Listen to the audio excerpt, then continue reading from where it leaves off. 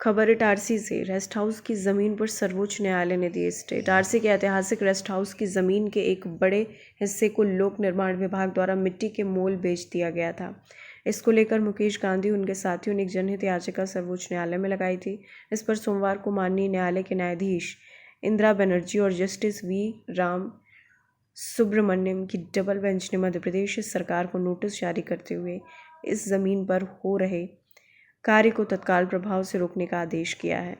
आज जो rest house वाले मामले में सर्वोच्च न्यायालय ने स्टे दिया है, उसके पीछे कहीं ना कहीं सूत्रधार अगर बोला जाए तो एडवोकेट रमेश के साहू सर हैं कि जो कि बैकबोन पे उनका सपोर्ट रहा है, उनका लीगल एडवाइज़र, क्योंकि इस पूरे प्रकरण के लीगल एडवाइज़र भी हैं आप।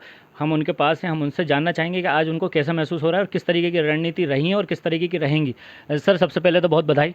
और जानना चाहेंगे कि आगे किस तरीके की रणनीति है और किस तरीके की आज आपको महसूस हो रहा है कि क्योंकि बहुत बड़ी लड़ाई थी, बहुत बड़ी फाइट थी, जो कि आज पहली सीढ़ी चढ़े हैं आप। तो बताना पूछना चाहेंगे सर, कैसा लगा आपको? देखिए, ये जो रेस्ट हाउस का मामला है, ये मूलतः एक भ्रष्टाचार को उजागर करने वाला मामला है और गैर कानूनी रूप से किन्हीं लोगों को फ़ायदा पहुंचाने को उजागर करने वाला मामला है। दूसरे लोग, दूसरी पार्टी के लोग इस बात को इस अर्थ में बताते हैं कि ये विकास के विरोध बात है। ऐसा नहीं है। ये जो पूरा मामला है, ये रेस्ट हाउस की जो ज़मीन है, इससे मात्र 31 करोड़ रुपए में बेच दी गई है, एक तथाकथित नीलामी को बताकर। वास्तविक रूप से ये है कि इटारसी में मनी, मसल और वाइट कॉलर, इसका एक कॉम्बिनेशन बन गया है, जिसके कारण इटारसी नगर की जो व्यवस्थाएं हैं उनको रिमोट करने का सिलसिला जारी हो गया है और इसमें कहीं ना कहीं शासन और प्रशासन का सहयोग लिया जाता है। हमारा ये कहना है कि यदि कोई भी कार्य होता है वह ट्रांसपेरेंसी के साथ होना चाहिए। रेस्ट हाउस के एक ओर की ज़मीन 10 लाख रुपए की है एक रोड के, और उसी रोड के दूसरे ओर की ज़मीन 5 लाख की भी नहीं है, 2 लाख की भी नहीं है। ये क्या है? ये भ्रष्टाचार ही तो है और इसमें कहीं ना कहीं राजनीतिक संरक्षण भी है। हमारा ये कहना है कि शहर के विकास के लिए यदि आप काम और बात करना चाहते हैं तो आपको ट्रांसपेरेंसी के साथ आना चाहिए, स्कीम के साथ आना चाहिए और व्यक्तिगत लोगों को लाभ पहुंचाने के बजाय, आपके पास नगर पालिका है, आपके पास शासन है, प्रशासन है, इसके माध्यम से आप योजना क्यों नहीं बनाते ताकि गरीब लोगों को इस बात का लाभ मिल सके। जी, मैं बताना चाहता हूँ, ये बात जब मैं कह रहा हूँ या कहता हूँ तो जिस कंपनी ने इस बिड को सक्सेस किया है, जब मैं उसके नाम उजागर करूंगा उस दिन आपको पता चल जाएगा कि कौन व्यक्ति किससे संबद्ध व्यक्ति है। मेरा एकमात्र कहना यह है कि शहर के विकास में हर व्यक्ति, जिसमें सबसे आगे मैं हूँ योगदान देने को तैयार हूँ, किंतु शहर को लुटने नहीं दिया जाएगा। और ये जो मामला है ये इसी बात का द्योतक है कि आप एक सुनियोजित तरीके से व्यक्ति विशेषों के एक गुट को, एक ग्रुप को लाभ पहुंचाने के लिए इस तरह की कार्रवाई कर रहे हैं। मेरा जब हम लोगों की पिटीशन हाई कोर्ट में निरस्त हुई थी, तब उस समय भी ये कहा था कि हमें निश्चित रूप से न्याय व्यवस्था पर, न्याय प्रणाली पर पूरा भरोसा है और हम लोग तो जनहित की बात कर रहे हैं। यदि कोई प्रॉपर्टी 1 करोड़ 30 लाख की है और 30 लाख में बेच दी गई है तो हम लोग उस 1 करोड़ की बात कर रहे हैं जो भ्रष्टाचार के रूप में है। हम लोग इस बात के लिए बात नहीं कर रहे हैं कि ये क्यों किया गया और क्यों नहीं किया गया। यही बात हमने हाई कोर्ट को बताई थी। उस समय की परिस्थितियां दूसरी थी, आर्गूमेंट के दौरान की परिस्थितियां दूसरी थी, आज परिस्थिति दूसरी हो गई है। हमने सर्वोच्च न्यायालय का दरवाज़ा खटखटाया। भाई मुकेश गांधी इसमें लीड कर रहे हैं, हमारे कांग्रेस के नेता हैं, और उसके साथ जो लोग हैं एज जनता की तरफ से जो गए हैं, मैं उनको धन्यवाद देता हूं कि वो सुप्रीम कोर्ट तक अपनी बात और ये जनता की बात रखने के लिए साहस किए हुए हैं और वे भी साधुवाद के पात्र हैं। सर, आज पहला स्टेप है आपकी जीत का, कैसा लग रहा है आपको? देखिए, स्वाभाविक रूप से मैं समझता हूं कि जनहित के आज तक में दर्जनों स्टे हमें मिले हैं, बहुत सौ में हमने आगे सक्सेस किया है, एक आध दो में हम लोग कहीं पिछड़े भी हैं, किंतु जब जनता का पक्ष कोर्ट सुनती है तो अच्छा लगता ही है। स्वाभाविक रूप से हम इसे जनता की ही जीत मानते हैं और उस रैकेट की हार मानना शुरू करते हैं जिस रैकेट में मैंने बताया वाइट कॉलर, मनी और मसल का एक कॉम्बिनेशन एटआरसी में काम कर रहा है, ये उसके विरुद्ध अभियान है। धन्यवाद। तो आप देख रहे थे कि सर ने पूरी ब्रीफिंग के साथ बताया कि किस तरीके की स्थितियाँ थीं और क्या स्थितियाँ बनेंगी, ये जाहिर बात है उनके अंदाज से आप समझ सकते हैं। धन्यवाद। हमारे साथ यहाँ पर वरिष्ठ पत्रकार उपल सर भी हैं, जो कि एक सामाजिक कार्यकर्ता भी हैं और एक नया बयार जो है यहाँ पर पत्रकारिता का लाने का श्रेय कहीं ना कहीं उनको जाता है। उनने अपनी बेबाक पत्रकारिता से इस शहर को कई सौगातें दिलवाई हैं और देने की कोशिश की है। तो हम उनसे ही पूछेंगे कि ये जो सारा प्रकरण जो आया है सर्वोच्च न्यायालय का, जहाँ स्टे आया है, तो उसके बारे में आप क्या कहना चाहेंगे और इस ज़मीन के बारे में क्या कहना चाहेंगे। सर, आपका स्वागत है। कलेक्टर होशंगाबाद द्वारा नजूल को रेस्ट हाउस के लिए 1,73,000 स्क्वायर फीट विशेष प्रयोजन के लिए दी गई थी। यदि लोक निर्माण विभाग को इस ज़मीन की आवश्यकता नहीं थी तो उसे इस ज़मीन को कलेक्टर होशंगाबाद को वापस करना था। यह भूमि नजूल की थी और अभी इस पर लाखों रुपए गवर्नमेंट का टैक्स बकाया है जो लोक निर्माण विभाग को नजूल को देना है। लेकिन लोक निर्माण विभाग ने कलेक्टर को ज़मीन वापस करने की अपेक्षा इसे बेच दिया।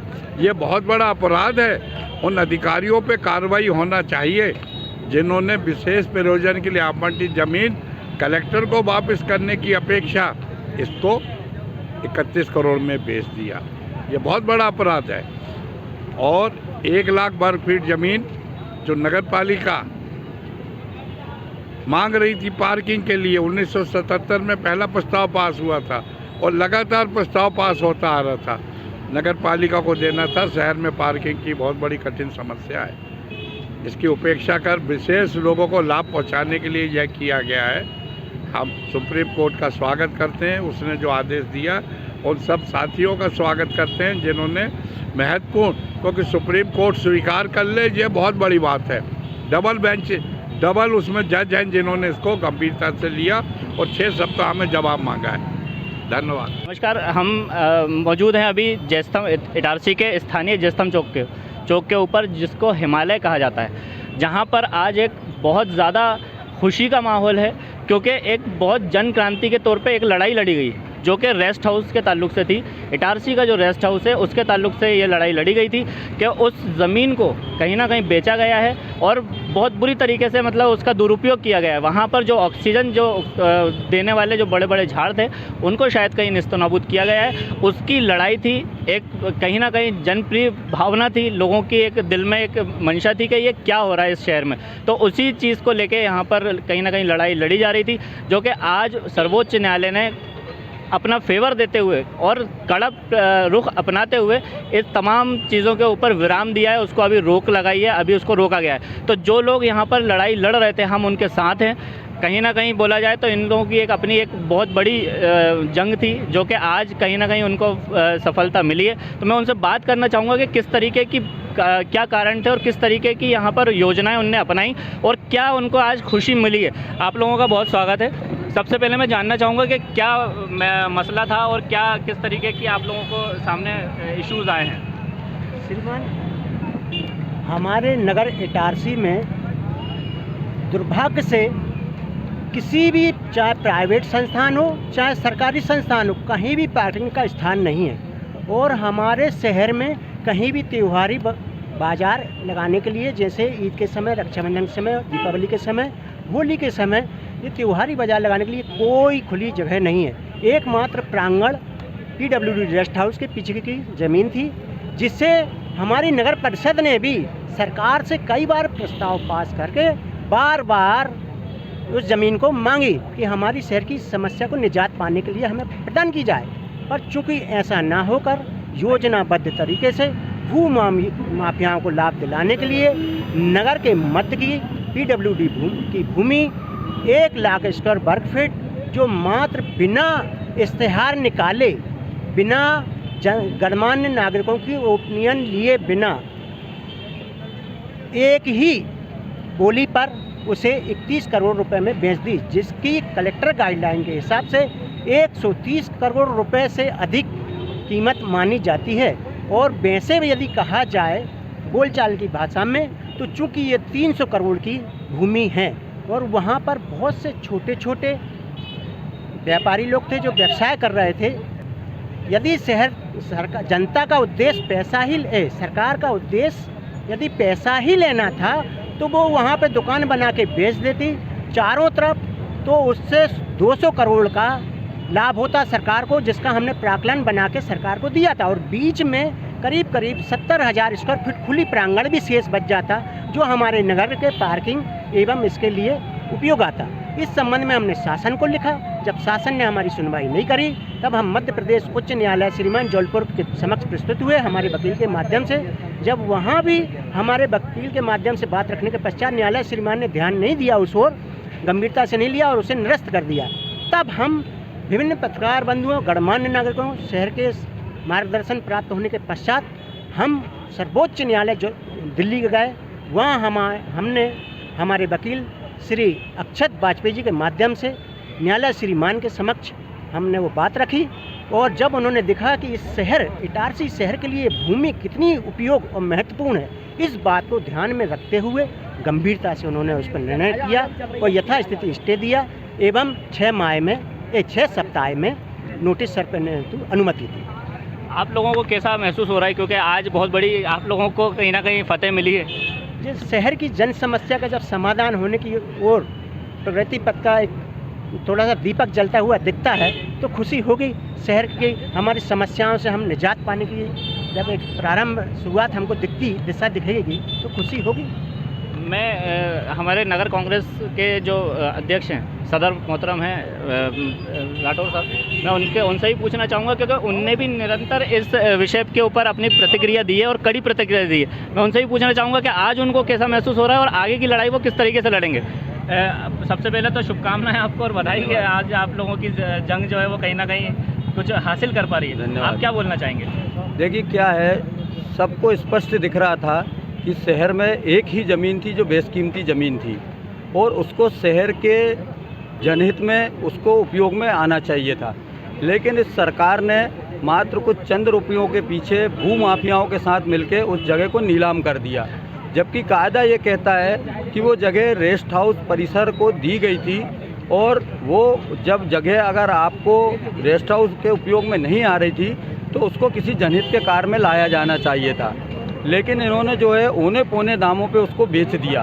बेचने के बाद कम से कम 10 या 20 बार इस बात का प्रस्ताव उसके जनहित में उपयोग के लिए जा चुका है, चाहे उसमें पार्किंग बनाया जाए, नगर पालिका उसमें कॉम्प्लेक्स बनाती, खेल मैदान बनाती, त्योहारी बाज़ार लगते या उसमें ऑफिस स्पेस निकाले जाते।